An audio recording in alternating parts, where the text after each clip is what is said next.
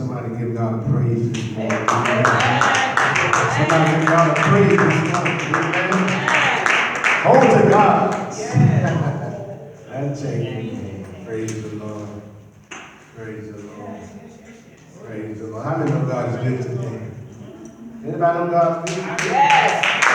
Anybody know God is good? All the time. God is good. Praise the Lord. We certainly give honor to our Lord and Savior Jesus Christ and to the membership and leadership here at this church and to all our friends and all our neighbors that bless and participate with us here and out there on the internet. We thank God for you also that see us on a regular basis. We bless you, God, for you also. Amen. Amen. 1 Corinthians chapter 10 is the chapter. 1 Corinthians chapter 10 is the chapter. Verses 12 and 13 are verses. Verses 12 and 13. The Apostle Paul writes to the church at Corinth. And he writes to all that would read it. Wherefore let him that thinketh he standeth take heed lest he fall. There have no temptation taken you, but such as is common to man. But God is faithful, who will not suffer you to be tempted above that ye are able, but will with the temptation also make a way to escape, that ye may be able to bear it. Amen. Lord, bless us today as we come. Bless, oh God, this your servant. We ask you, Lord, to lower us into the deepest treasures of your love, grace, and mercy. And allow us to come up here, God, with preaching power. Allow us to come up with the Holy Ghost power. Be able, oh God, to speak on behalf of heaven. We ask you, God, to give these listeners, anyone that will hear it, wherever they may be, a listening ear. To hear, oh God, what thus saith the Lord. Let us, oh God, be used to the glory and to the honor of Jesus. In Jesus' name, amen. Amen. Amen. I want to talk today on the subject, you can make it with God's help. You can make it with God's help. We live in a day and a time when things seem to happen that we cannot stop, nor can we see our way through far enough to navigate to a successful conclusion. We listen to the nightly news, open our newspapers, and scroll down the page of the internet blogs, and we see here and read about what seems to be nothing but negative information. Everything that pops up seems to be bad, from the government scandals to the political quagmire that is the judicial, executive, and legislative branches of our government.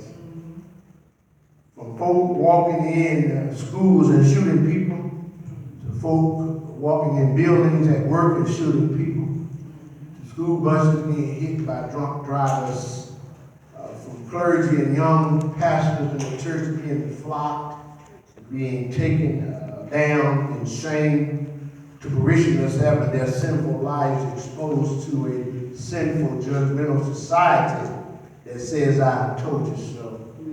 I knew that you weren't any Christians when you said you were. Some would even say that's why I stopped going to church a long time ago. Because I look at the church and I see nothing but bad news. But listen to the negative reports, bad news, bad information, all that seems to be going on in our technological age and society that's driven by information. Society that seems to be standing on the cliff, looking over, trying to get to the other side, but only seeing a slippery slope. When we make one step, it seems like we always make 3 steps backwards. I don't know what it is today, but it seems like we're just having a hard time reaching our goals. It seems like we're having a hard time to be able to do what we want to do. We oftentimes and more frequently sometimes take on the Epicurean attitude, eat, drink, and be merry, for tomorrow we die. Is this type of mindset that will cause intelligent, God-fearing men, women, boys, and girls to take their own lives, sometimes through suicide. See a lot of that going on today. Young people just killing themselves, saying, I can't make it, I give up. They think that there is no hope on this side of glory. They believe erroneously that to take their own lives is a solution to the problem. They don't understand that's just the beginning of all their sorrows. But the thing that they are missing is that they are being spiritually blinded through persuasion, influence, and through the ways of Satan, which are evil, and that causes people to not think that their life is worth anything, not to think it's worth living. They think that the temptation of life is too strong to deal with, and that peer pressure is too much to swallow. I remember just a few years ago in the NFL, Jonathan Martin of the Miami Dolphins walked away from a large NFL contract, alleging that he had been bullied by Richie Incognito. We hear of internet bullying of young people towards each other. We hear of young folk, as I said earlier, just not even wanting to live, but saying that I should commit suicide and be done with it. Because of this bullying and humiliation and racism and peer pressure and all the things that affect this society that causes our young people to not think that they can make it. But I come here to tell you today that we have an answer. We have an answer to your problem. The name is Jesus Christ. He is the only one that will keep you and will sustain you when you feel like giving up. When you think that all hope is gone, you can put your hands in the hands of the Master. He will bring you through. He'll supply your needs. He'll provide all that you need. He will carry you through. Yes, there are even Christian men, women, boys, and girls who are tempted also to do wrong. There's temptation to eat of the forbidden fruit. Temptation to walk down the roads of unrighteousness, lust, greed, lasciviousness, sexual indiscretion, all sins that are not new to the world, and they are not even new to the church body, because this kind of stuff been going on ever since man has began. You see, saints, the problem is that the devil is the orchestrator of sin. The devil is the ringleader of principalities and powers and rulers of the darkness of this world. You see, Apostle Paul writes a letter to the church at Ephesus, chapter 10, verses 10 through 13. He instructs both us and all that will hear, finally, my brethren, be strong in the Lord and in the power of his might. He said, put on the whole armor of God. He said that you might be able to stand against the wiles of the devil. He said, for we wrestle not against principalities and powers, or against flesh and blood, against powers, against rulers of the darkness of this world, against spiritual wickedness in high places. He said, wherefore take unto you the whole armor of God, that you may be able to stand in the evil day, and having done all to stand. You see, church, you can make it with God's help. You can make it with God's armor on. Because with God's armor on, you can defend yourself against the wiles of the devil. Then the Apostle Paul writes in 1 Corinthians chapter 10, verse number 12. He says, wherefore let them that think he standeth take heed lest he fall. In other words, Paul is saying to the church, if you think you're going to stand on your own abilities, if you think you're going to stand on your own power, on your own might, on your own intelligence, wealth, family name, handsomeness, beauty, witness, whatever it is you think that's going to keep you, then you better get ready and take heed, because you're on your way for fall. You see, church, in and of ourselves, we are nothing. In and of ourselves, we are powerless. Jesus tells his disciples in his upper room discourse in chapter 15, John, verses 4 and 5, he says, abide in me, and I in you. As a branch cannot bear fruit of itself except it abide in the vine. No more can ye except ye abide in me. He said, I am the vine, ye are the branches. He that abideth in me and I in him, the same bringeth forth much fruit. Then he said, for without me, you can do nothing. He said, without me, you can do nothing. Without Jesus Christ in your life, you can do nothing. Without God's help, you surely will fall. Without God's help and without God's power, you will definitely fall. It won't be a matter of will you fall, but it'll just be when will you fall. But then the flip side of this story says, but when you have been saved, sanctified, and filled with God's precious Holy Ghost, then and only then can you stand against the temptation to quit, to throw in the towel, and to give it all hope of achieving anything in this life, neither the one to come. That's why the Apostle Paul, he was known as Saul at first. Saul of Tarsus. This St. Paul was a former Judaizer. He was a Sanhedrin court official. And he had received letters from the high officials in Jerusalem to have all Christians who confess or profess the name of Jesus to be put in prison. But all of a sudden, the same man is now a new creature in Christ. He can go from being called Saul to now being called the Apostle Paul. And now he can pen the encouraging words of 1 Corinthians 10:13 and say, there have no temptation taken you, but such is common to man. He says, but God is faithful, who will not suffer you to be tempted above that ye are able. Then he says, but with the temptation also make a way to escape, that ye may be able to bear it. He said, there have no temptation taken you, but such is common to man. In other words, Paul saying that there is no temptation. There is no drugs, no alcohol, no suicide, no men, no women, no greed, no lust, no lasciviousness, no laziness, no slackness, no hatred, no envy, no strife, no jealousy. All temptation is common to man. There was a hymnologist that said, listen, ye are not to temptation, for yielding is sin. Each victory will help you. What does it say? Some other? To win. Fight what? Manfully onward.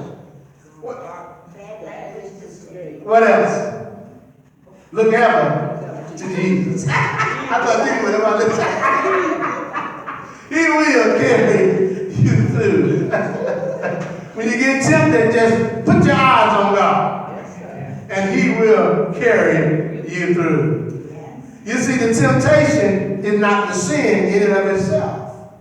The sin is when you yield to the temptation. That's when it becomes sin. You can look all you want to, but just don't touch. You can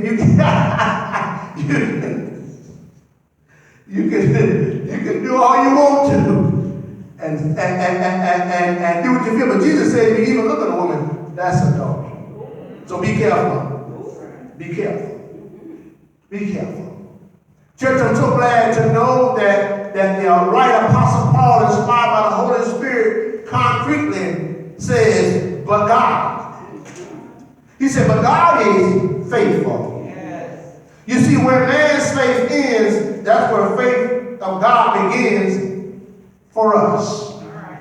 You see, church, but God is faithful. Yes. Listen to me. Who will not and cannot and refuses to suffer you to be tempted above that which ye are able.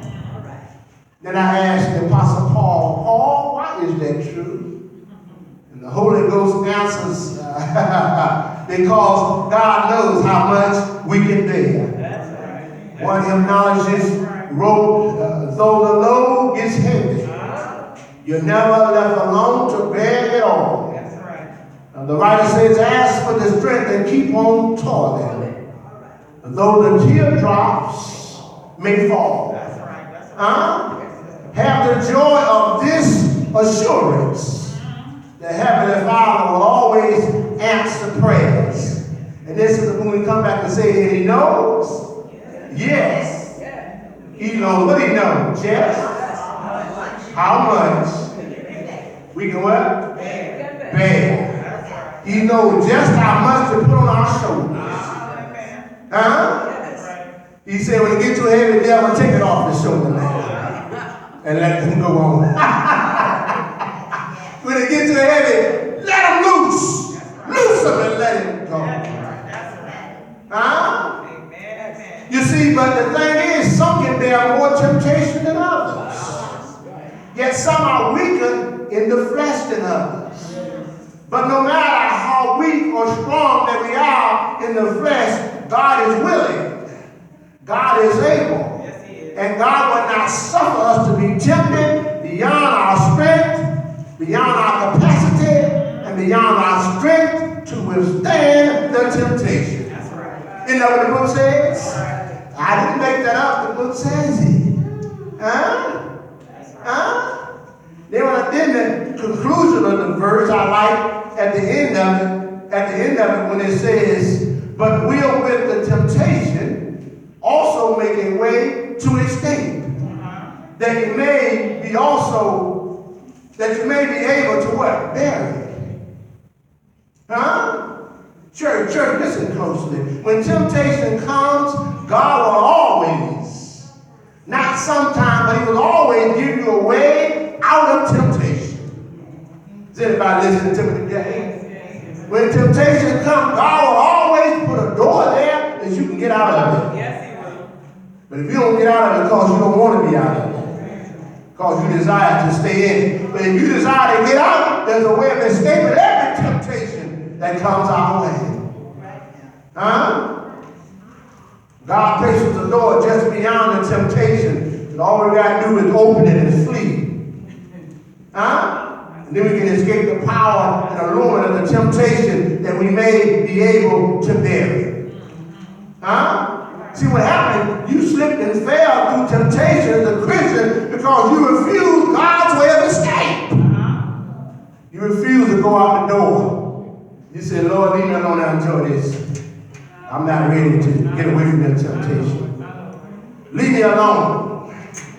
But I'm so glad that Jesus Christ, when faced with the temptation to turn around and not go to the cross, decided to stay on course. He could have said, I'm not going to continue with God's eternal plan of salvation for mankind. I'm not going to the cross. I'm not going to drink the bitter cup. I'm getting out of here. See, Jesus was tempted to turn back from His journey to the cross and not to drink of the bitter cup of suffering, sin, agony, and shame. Jesus could have escaped from His earthly mission. Yet He said, let this cup pass from me.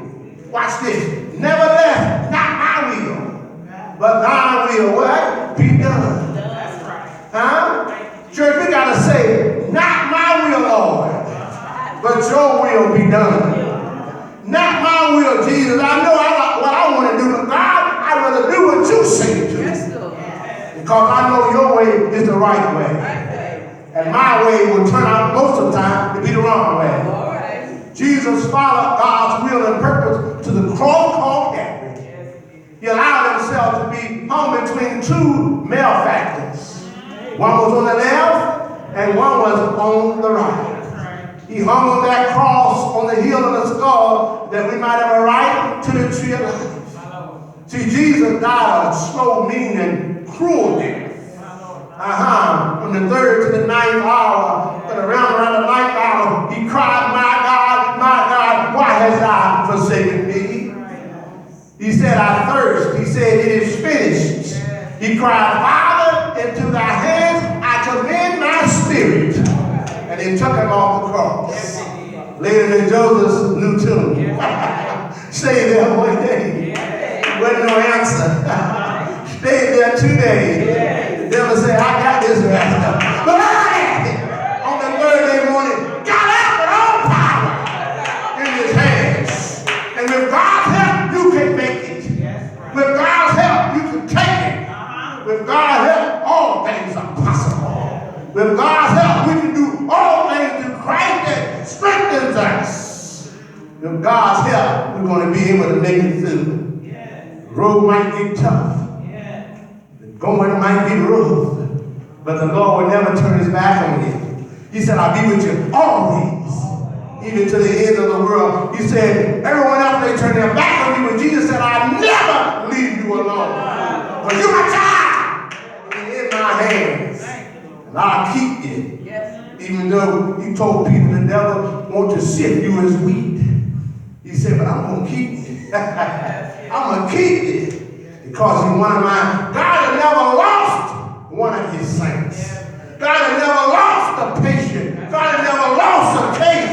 God has never lost anybody. Anybody got lost on their own. Tell me what God can't do because God woke us up early this morning. Did he do it? Start us on our way. Let us be enough to thank God for. But I want to say today, if you just keep your head in God's hand, everything will be all right. Because with God's help, we're going to make it. If God be for us, he's more than the world could ever be against us. Greater is he that's in me than he that's in the world. I've got Jesus on the inside, working on the outside. Can't you see a change in my life? With God's help, we're going to make it. We're going to make it. Keep your hand in God's hand. After a while, by and by, when this life is over, we'll hear the voice say, well done, well done, well done. Good and faithful servant, faithful a few things. I will make you a ruler over many. Come on up. Enjoy my presence. Amen. God's help. We can make it. God bless you to go to the church and open. Would you stand? All of us are members, but the doors are still open. Those who want to come out now, Catholic baptism, Christian experience. You come get prayer, want to be saved. The doors are open. You may be seated.